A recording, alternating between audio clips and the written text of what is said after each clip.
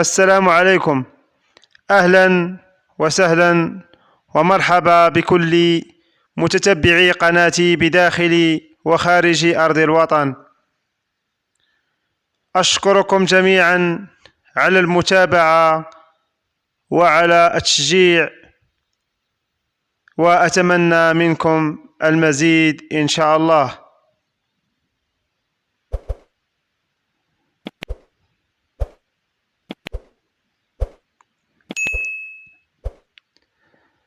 فأنا دائما أبذل ما في وسعي من أجل إرضاء جميع أذواق المتتبعين والمتتبعات لقناتي، فدائما أنتظر تعليقاتكم وتشجيعاتكم من أجل مواصلة المشوار ومن أجل البحث الجاد وتقديم دائما الأفضل. فاليوم غادي تشوفوا معايا هاد الطريق اللي معروفة بالطريق أفورار،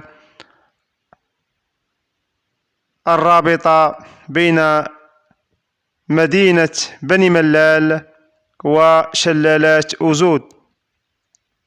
فهاد الطريق صراحة رائعة وجميلة بطبيعتها وتداريسها المختلفة ومنعرجاتها وارتفاعاتها. فأتمنى لمستعملي هذه الطريق السلامة والعافية. فهذه كما تلاحظون المدينة الهادئة وبطبيعتها الخلابة وبمياهها. هذه هي مدينة أفورار، هي إحدى المدن المغربية التابعة لإقليم أزلال ولجهة بني ملال خنيفرة.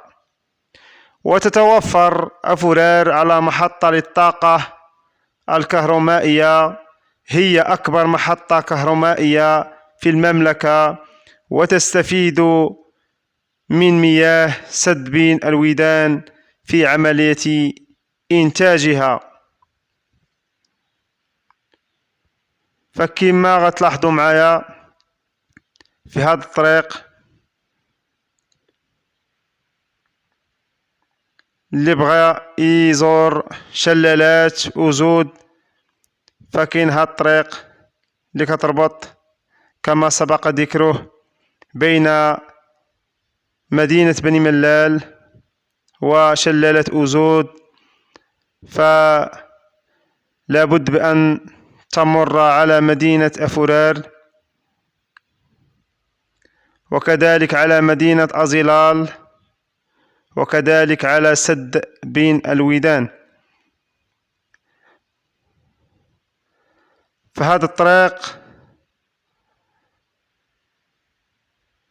هي صغيرة نسبيا، زائد كثرة المنعرجات والمرتفعات، فوجب على السائقين ومستعملي هذه الطريق أخذ جميع الاحتياطات اللازمة لتجنب الحوادث والمخاطر، لأن السلامة والعافية هي الأسمى من كل شيء.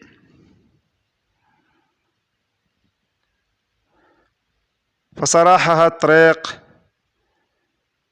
ما كتملش منها، لأنها متنوعة كما كتلاحظوا في هذا الفيديو بأنها ملتوية، لكن بطبيعتها لا تجعلك بأن تكون قلقا بالطريق، فهذه مدينة أزلال التي تعني بالأمازيغية قمة المرتفع. هي مدينة مغربية تتموقع في وسط المملكة بين ملتقى جبال الأطلسي المتوسط والأطلسي الكبير، وهي ثاني مدن الجهة الإدارية لجهة بني ملال خنيفرة التي تقع جنوب شرق العاصمة الرباط، وهي أيضا عاصمة إقليم أزلال. ويتميز إقليم أزلال بوعورة تضاريسه المكونة من جبال عالية، قمة مكونة، وهضاب ومنخفضات وسهول فيضية. ويتسم الإقليم أيضا بمناخ قاري حار صيفا وبارد شتاء، درجة حرارته حسب اختلاف تضاريسه وارتفاعها. الإقليم يتوفر على خصائص طبيعية جميلة مثل شلالات أزود الشهيرة ووفرة الثروة المائية وغنى الفولكلور الشعبي والصناعات التقليدية. بل تعرف الجهة بأنها من أغنى مناطق المملكة بالمخطوطات والآثار، وتعد من المناطق المفضلة للسياح المغاربة والأجانب.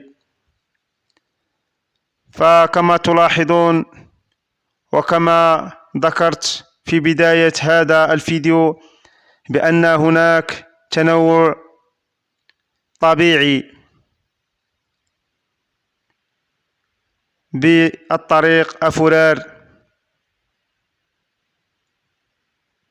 وتجد بقارعة الطريق العديد من باعة المختصين في بيع العسل الحر الذي تمتاز به منطقة أزلال وأفورار.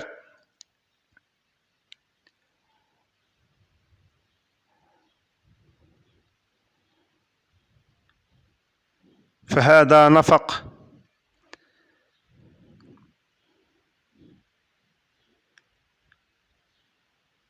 بالطريق أفورار وبالقرب من سد بين الودان. سد بين الودان بحيرة تقع في أحضان الطبيعة، تمتاز بالهدوء والجو الجميل، تبعد عن مدينة أزلال بحوالي 30 كيلومتر، وعن بني ملال ب45 كيلومتر. سد بين الودان هو السد المغربي الذي يقع في نواحي أزلال، والذي قام بتصميمه المهندس أندري كوين.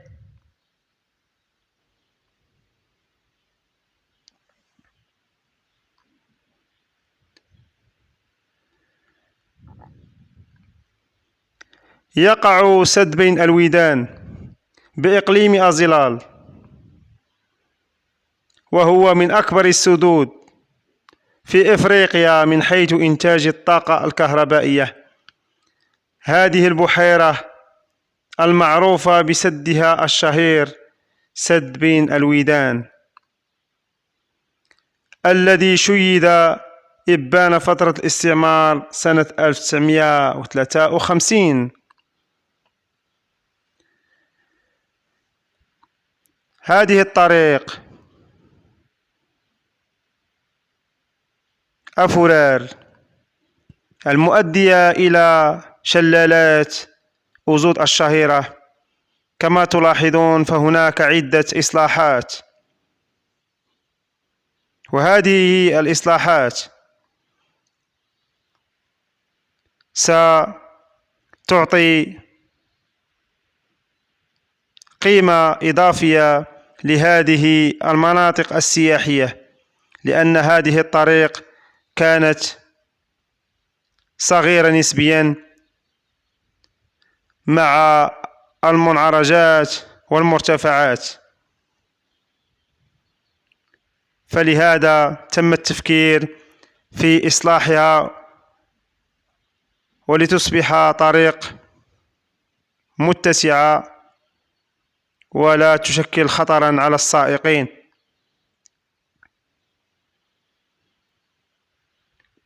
فأتمنى من خلال هذا الفيديو بأن أكون قد قدمت لكل المتتبعين ولكل عشاق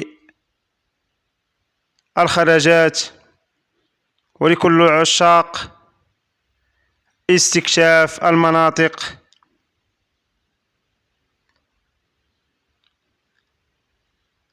الطبيعية والسياحية التي يمتاز بها بلدنا المغرب.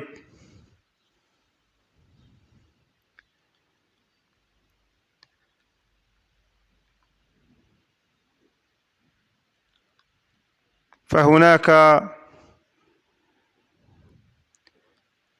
جو رائع بهذه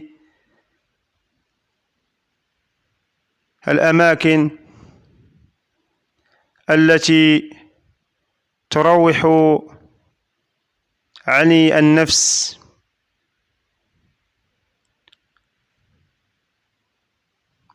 وتبعدك عن الضغوط العملية أو الدراسية أو ما شابه ذلك.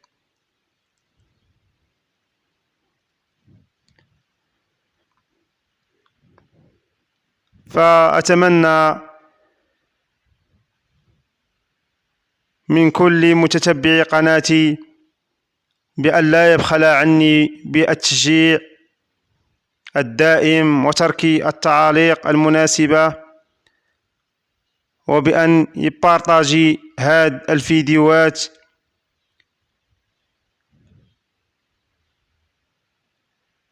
ولكل من يشاهد قناتي لأول مرة فما عليه إلا بأن يشترك بالقناة ويفعل زر الجرس لكي يصله إن شاء الله تعالى كل ما هو جديد ومفيد على هذه القناة التي هي منكم وإليكم.